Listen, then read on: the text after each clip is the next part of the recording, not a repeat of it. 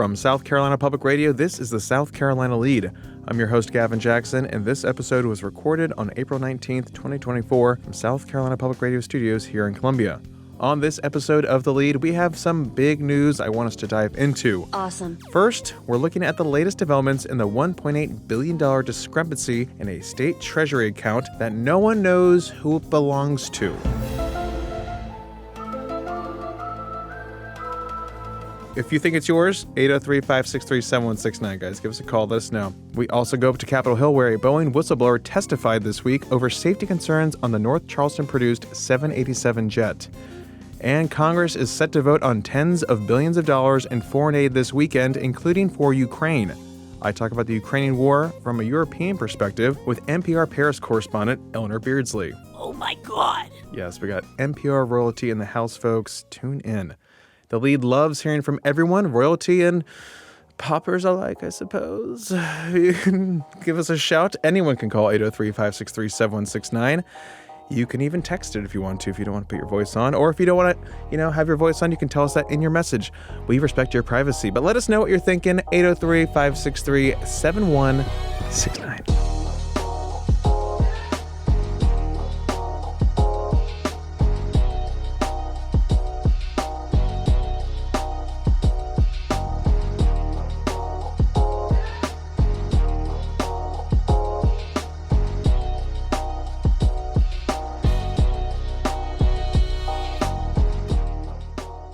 Let's start off in the State House, where this week in the Senate, a disturbing report was released involving the $1.8 billion that has been sitting in an account for years. Accumulating interest, sure, but its origins are still unknown.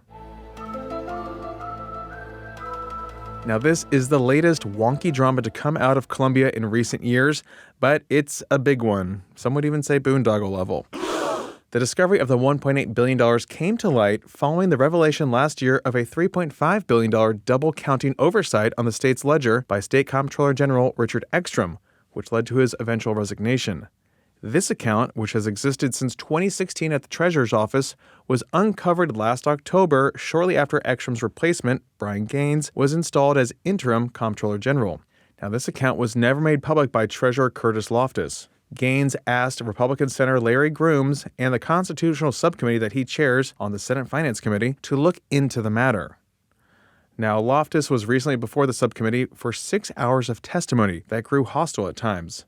But the subcommittee compiled its interim report of findings and recommendations for the $1.8 billion discrepancy in Treasury balances, and Grooms presented it on the Senate floor Tuesday. The subcommittee finds it indefensible that Treasurer Loftus did not consider a hidden special fund containing $1.8 billion to be information pertinent and of value to the General Assembly. Treasurer Loftus remains obstinate in his claim that the fund is the responsibility of the Office of Comptroller General. However, the subcommittee finds that the $1.8 billion is held in a special fund designated to and authorized by the Office of State Treasurer, and that this fund is tied specifically to state treasury cash and investments. So again, this is an interim report. There are still a lot of unknowns. The truth is out there, folks. They are looking for it.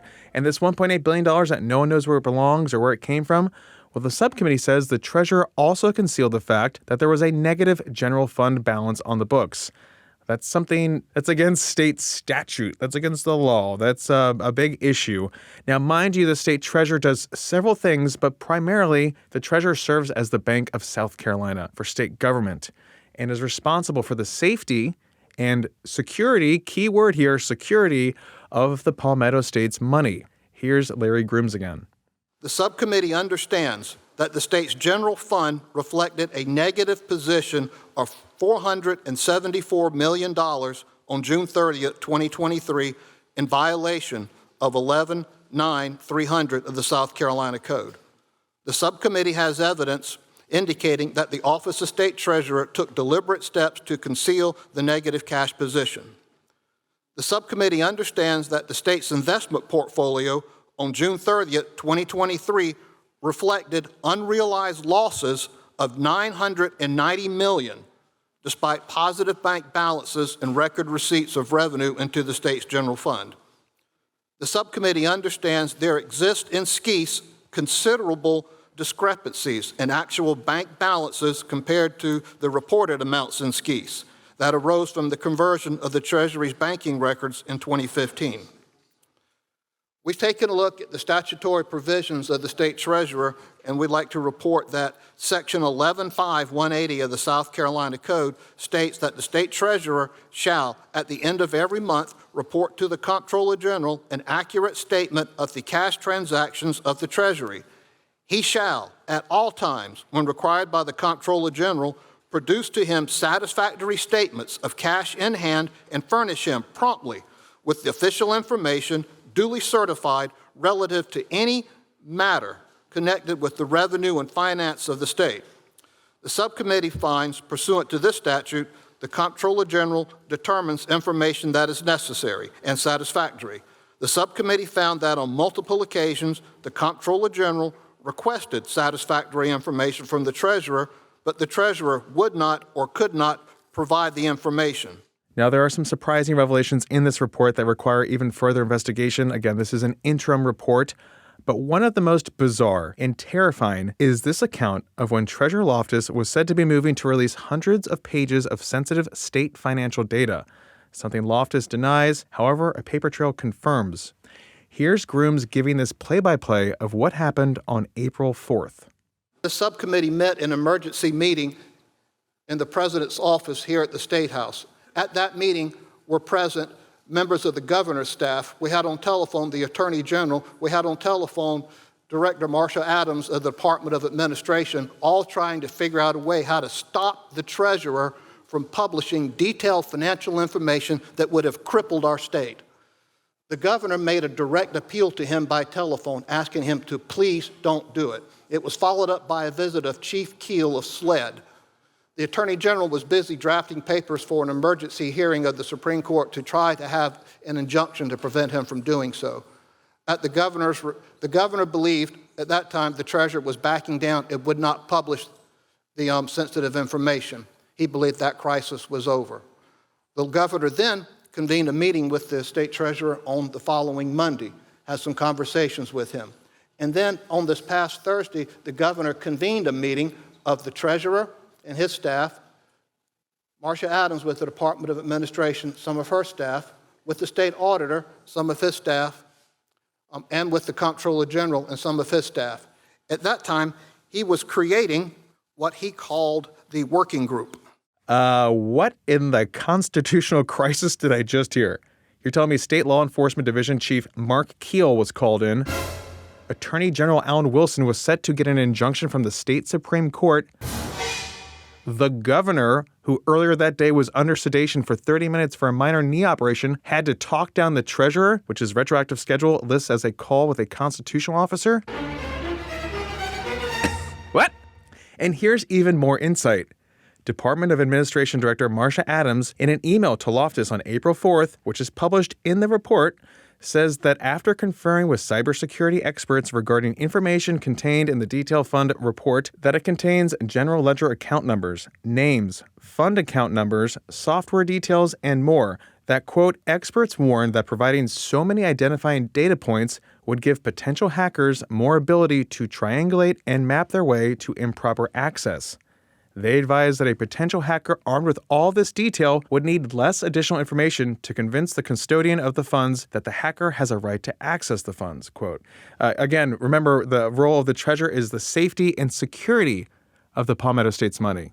Kind of in direct contrast there. Now, like you heard Senator Grooms say, a working group put together by the governor along with the subcommittee will continue to look into the matter and more. This is just the beginning. Grooms has called for Loftus to step down. The governor has not at this time. Loftus contends on his Facebook page that he has not read the 116-page report, which you can find on scstatehouse.gov under the Senate tab, Committees, and Finance Committee. Boop, boop, boop, boop. Again, this report is the byproduct of the Senate Finance Constitutional Subcommittee and hours of testimony by Loftus himself. Loftus was first elected treasurer in 2010, and Ekstrom was comptroller general for 20 years. Now, of course, during that time, there had been changes made to the systems used in state government, including the South Carolina Enterprise Information System, known as SCIS, which replaced aging legacy accounting systems in the state, and it consolidated all state agency financial, procurement, and human resources and payroll records into one central system. So there's a lot of discussion about what happened during that transition and where this money came from during that time. It's also a website that the average state employee, such as myself, logs onto to file their timesheets, but of course, it does a number of other things. There were also some other big movements this week, including the stalling of the House Speaker's energy bill in the Senate, where it had been fast-tracked with just days left in session, and a kerfuffle involving judicial elections. We're going to look at all that in Tuesday's pod with the Russ McKinney and Maayan Schechter.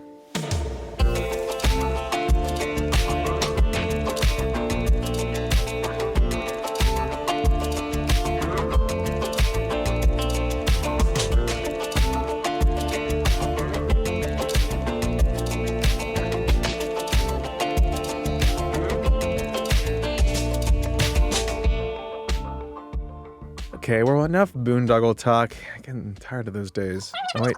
No, I'm seeing in the script here that... Oh, wait, no. I'm actually being told that... Never mind, we have another boondoggle to talk about. We're going to fly up to Washington for a moment for another jarring moment. The hearing before a U.S. Senate panel over major ongoing safety concerns at the aerospace giant Boeing. We've talked often on this show about Boeing since it is one of the major manufacturers in our state. The North Charleston plant is the exclusive home of the 787 Dreamliner. But I want to give you more context about the plane before you hear from whistleblowers who testified on Wednesday, because I think you really need to understand this. Okay, let's go. Yeah, I'm going to. Go ahead. I know, I'm... Hurry up. You know, if you could just let me get into it. Fine. If you need me, I'll be at my house. How do these sound effects keep showing up? So, the Dreamliner represented a major change for Boeing back in the early 2000s. Not just because it was made of strong, revolutionary composite parts of carbon fiber, graphite, and titanium rather than traditional metals, but because leadership at Boeing relied more on global suppliers for different parts of the aircraft than before.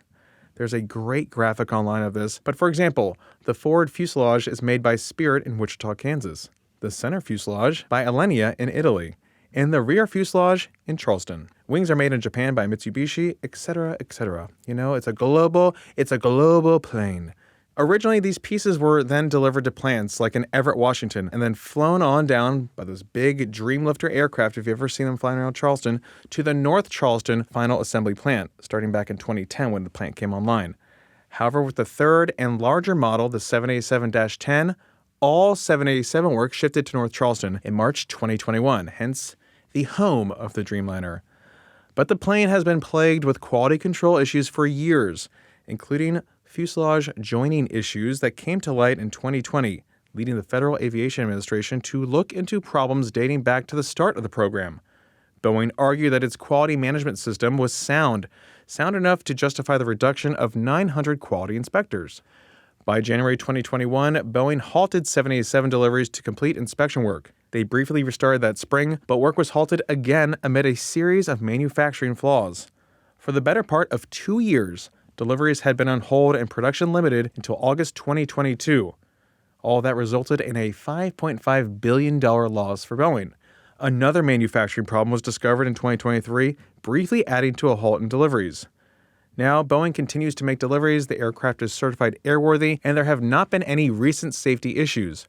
But Sam Salampour, a Boeing quality engineer with over 40 years of experience who previously worked on the 787 line and was then moved to the 777 line, told senators on Wednesday that they believe it is only a matter of time till there's an incident.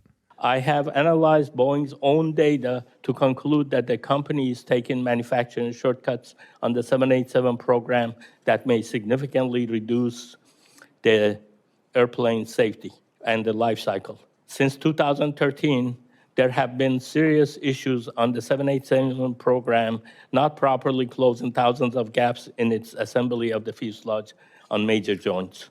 Boeing's standard says that these gaps must be closed, usually by a small shim or filler called a shim when they exceed 5 thousandths of an inch.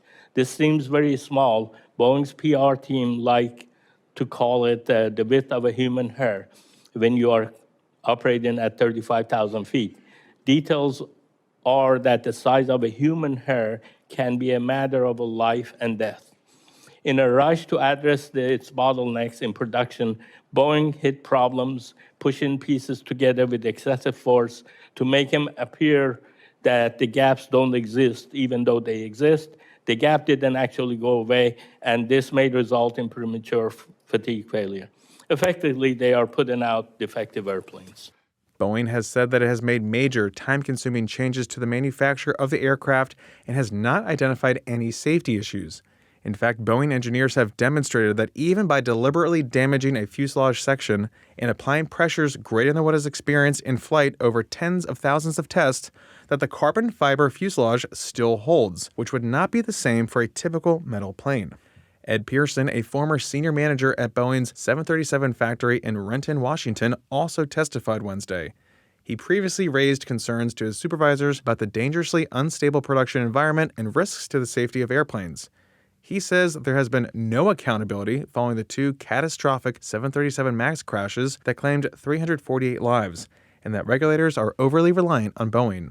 Boeing routinely states that their airplanes meet or exceed all safety standards. This is untrue and misrepresents the safety of the airplanes. The company illegally removed thousands of quality control inspections on individual airplanes without the FAA's knowledge and without the knowledge of the airlines. Although many of these inspections have been reinstated, hundreds of airplanes have left Boeing factories without those thousands of inspections. My last point is the Department of Justice and FBI relied on the slanted results of the first MAX accident investigation to develop an illegal and unjust deferred prosecution agreement. The NTSB chair reiterated to Congress last week that Boeing has said there are no records documenting the removal of the Alaska Airlines door. I'm not going to sugarcoat this. This is a criminal cover-up. Records do, in fact, exist. I know this because I've personally passed them to the FBI. A 5-minute testimony is not nearly enough time to explain how insidious this story is. Boeing's corporate leaders continue to conceal the truth. They continue to mislead and deceive the public about the safety of the planes. That is the safety culture at the top of the Boeing company right now. The good news is the employees of Boeing and these agencies can overcome poor leadership. We need them to be successful. They're highly capable. They need to be supported and encouraged. And these problems are fixable, but it starts with telling the truth. Pearson there talking about the panel blowout on the Alaska Airlines 737 MAX flight. Now, there have been management shakeups with CEO Dave Calhoun saying he will step down by the end of the year. Head of Boeing Commercial Airplanes, Stan Deal, is gone and has been replaced with Chief Operating Officer Stephanie Pope. And Board Chairman Lawrence Kellner, a former Continental Airlines chief, won't stand for re-election in May. And again, Boeing maintains the safety and integrity of its aircraft. Now for a global perspective on the Russian war with Ukraine that's well into its third year. The U.S. House is set to vote on a slightly different foreign aid package that's already been approved by the Senate. We'll have more on that in a moment, but I had the chance to speak with NPR Paris correspondent Eleanor Beardsley, a Columbia native. She appeared on This Week in South Carolina. She was in town, in fact, to receive an award from the USC Darla-Moore School of Business, which she got her graduate degree from in 1991. I started by asking her about the war in Ukraine and being in Kharkiv when the first shots rang out, and what it's like on the continent now. I didn't believe it until I saw it with my own eyes, because I thought, I remember telling my husband, he's not going to invade Ukraine. That would be like if he invaded Paris, you know? And I was in my bed in Kharkiv, getting ready. We'd been in the Donbass, getting ready to drive back to Kyiv the next morning, and my husband calls me from Paris, and he says, "Where are you? Because CNN is saying that Putin is going to invade Kharkiv tonight." And I'm like, well, I'm in Kharkiv. I was like, oh my God. And then I got dressed, laid in my bed. It's like 4 a.m. I'm watching a woman walk her dog. I'm like, you know, and then I saw on my phone, Putin announces a special military operation with several news outlets. And I was like, and I look out the window and I saw the explosions. And at that moment I said, oh my God, it is gonna happen. And I felt so far flung. I was like 20 miles from the Russian border. I was like, get me out of here, you know? I was gonna say, I mean, you were talking there, February 24th, you were right there on the ground more than 2 years ago, and we're still this war is still going on the continent. What did you do in that moment? I mean, you just gave us a good little recount there, but how did you decide whether to stay or where to go, what to do? I mean, it was a very difficult time. There was, hard to understand what was going on. It was. So NPR actually had a plan, and we had a safe house that everybody was supposed to go to, because we had correspondent in one in Odessa, some people in Kyiv. And I remember the whole time they're putting it together, because I'd been in January. Nobody in Ukraine believed it would happen. And then I came back in February, and I was thinking, why are they making all these plans? They had cars. So we had a plan, and it was that everyone would go to this safe house in the West. So we actually fled. And I remember we traveled with a security guy, and he was like, we need to get in the basement. And I'm thinking of all the pictures in my phone of this Lenin statue that was like in the mud I'm like, what if the Russians see my phone? And I was just like freaking You're out. thinking about everything. Yeah, it really was. And we hadn't slept much. I'm like, no, let's get out of here. That's his call, but before the highways fill up, and we did, and that's exactly what happened. We spent the whole day driving west, and the highways were filling up. People were just like in an absolute state of shock. I remember we'd go through little towns, and people are out in front of the town hall, like signing up for the military. They were just stunned that this was happening. They were incensed. They couldn't believe it. But it was hard to know what was going on. And it was that first video of Volodymyr Zelensky when he said, I'm here, he said, the defense minister's here, the something minister's here, I'm here, we're here, we're not leaving. And I think that made people go, whoa, we're gonna stand up. And then you started hearing about what was happening, because I remember that first day thinking, what is the Ukrainian army doing? What's going on? You just had no way to know. But then you sort of saw that they were doing stuff. They were defending, and Zelensky was not leaving, and it was huge. So, and then I've come back many times, and now, of course, we have people there. We have a bureau there, we go to the east, but that day we had a plan, so we fled. I'm just wondering what it's like in Europe too, and what they think of Americans' stance on the war. Obviously, we're not watching the coverage like y'all are, but what's the read over there? I think they're shocked. I mean, I had a message from a Ukrainian friend the other day. He said, I don't understand why the U.S. talks about being behind democracy when we're the country fighting for democratic values. And they don't understand. The Ukrainians they don't understand it at all. And the Europeans are like shocked too, but they're getting ready. They're like, what if that aid doesn't pass? What if Donald Trump wins and he doesn't support Ukraine? And there is a feeling in Europe that we've got to be ready to support Ukraine. Macron was talking about not just, supporting and talking tough, but also even mentioning getting folks closer to the border, maybe NATO exercises and such, maybe even getting closer to Ukraine. And that could actually turn into something more. If you had troops in Ukraine, then there's a missile hit, and then it could spiral into something else. Yeah, of course. I mean, when he said troops on the ground could not be ruled out, a lot of people went wild, but he did not backtrack. He stood by it. And that is what could happen. If we let this regime, this Putin regime that is a torturous regime that has no respect for human rights, just roll over the continent like that, I don't know where it's going to go. I mean, we fought Hitler for the same reasons. It was an autocratic, torturous regime killing people. It's kind of the same thing. I'm not comparing the two. It's not an exact comparison, but this is like a very clear fight. And those delays in funding and equipment to Ukraine has also kind of set back the counteroffensive last year, and now we're in this tough spot with morale. But we did see on Wednesday House Speaker Mike Johnson unveiled his three-part plan for foreign aid, which mirrors the Senate package, that $95 billion foreign aid package that's been in the House for 9 weeks now. We're now just getting to it. I'm just wondering what message that might send. Now, we're talking about maybe there was this wishy-washy message from the West. Now you're seeing this actually maybe go through. Do you think that's going to make a difference? Oh, God, yes. It's going to make a huge difference on the ground physically. I mean, the weapons will be coming through, the munitions that they need. They don't have any ammunition. They literally cannot fight back. And also, on a morale booster, it's going to be huge. It's going to be, is it going to win the war immediately? No, this is going to be long-term support because Putin is not going to give up. He doesn't care how many men he kills, and the Russians have not reacted. They're scared they can't even, go to Alexei Navalny's funeral, so they're not about to start protesting the war. We're really in a bad situation, but if we want to see this regime, we've got to do something. Otherwise, this regime will try to take over and just come farther and farther west. It's really an existential fight for all of Europe, actually. Ukraine is fighting for Europe, and the Ukrainians are fighting for our values. It sounds like, cliche, but it's actually true. I do want to add that we're not alone in this funding fight, too. There were 17.7 billion euros spent from Germany, 42.2 billion euros from America in the first 2 years of this war, but also then Macron also dedicating about $3 billion over the next decade as part of a 10-year pact with Ukraine too. So we're not alone in this. Everyone's kind of pulling more and more of their weight. They are, and they will be, I think so, in Europe for sure. I mean, are they willing to just continue spending more and more? I mean, what's the vibe? Because they used to always be a little skittish about spending too much on defense. Now it's ramping up. Well, right, because nobody could have imagined this. This is like another world war. This is crazy. I mean, nobody imagined there would be trenches in Europe. That's World War I. That's not even World War II. We're looking at tanks and trench warfare. So, you can't compare it to the pre-invasion days. This is a new threat, and it is there, and we're going back to these war tactics. And I think there's a feeling that, if we don't take care of it now, and it is not going to be an easy fight, and we're going to have to give Ukraine every weapon they need to push the Russians back, But if we don't, I don't know what Europe is going to turn into. I don't know what it's going to be. And we're going to spend a lot more, I think, down the road, and it's going to be a lot harder. And I was going to ask you, too, when it comes to what the future looks like when we talk about how this is going to play out over the coming years, can you even have a peace deal where Ukraine gives up part of its land to Russia to end this? Or is that just going to fester into a future war at some point down the road? I mean, people say, personally, I think Putin would only rearm and try to reattack. He would just use that time, and that's what Zelensky says.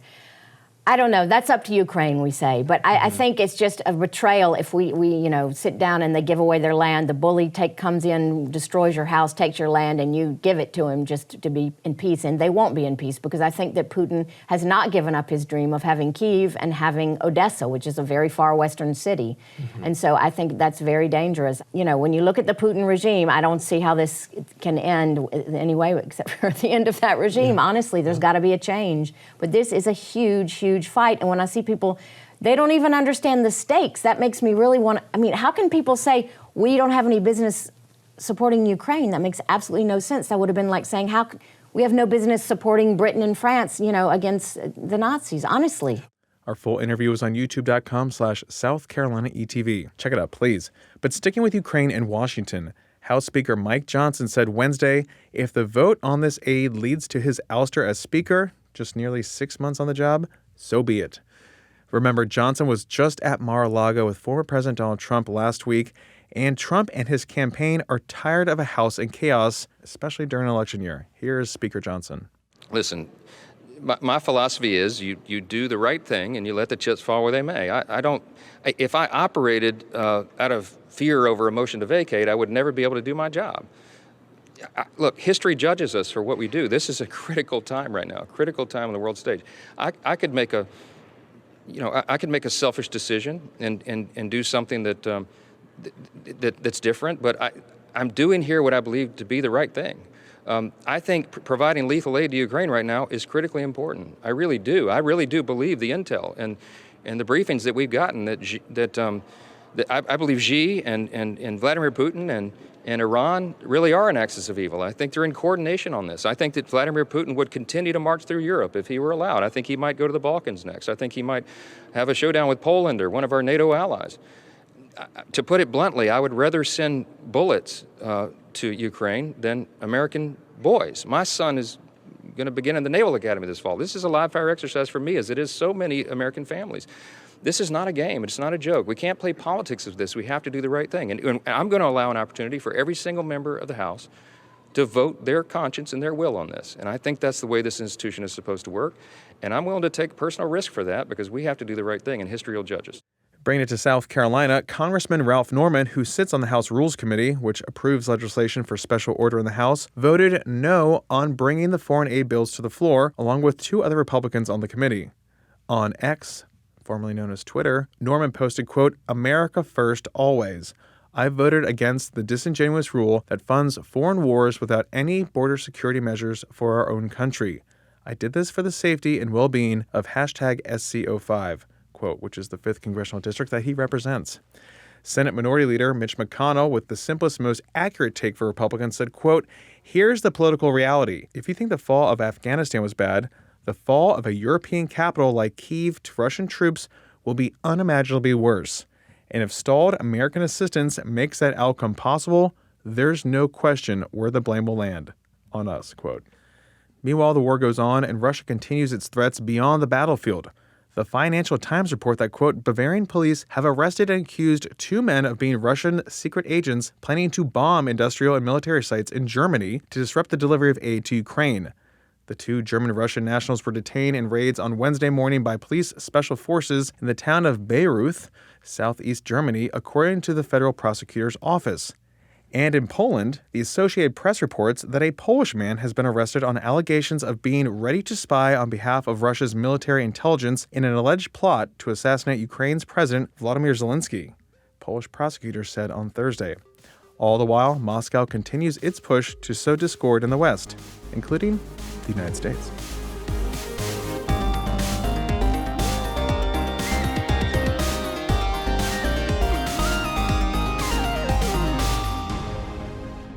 Welcome to the wind down section. It's our little break from the news. A.T. Shire, producer of the pod. We need a break from the news. Okay, this podcast, I'm sorry, guys, a little bit of a buzzkill. Gavin, I told him, be more positive. It's so hard. It's been so hard. He's just such a dour Debbie. A dour Debbie. He's a black cloud that just floats around the inside. That little Zoloft egg. Yes. Or is that the butterfly? That's a Zoloft egg. Yeah, it's like the fact that we still remember pharmaceutical icons. Yes. Icon is Congratulations. the correct word, yes.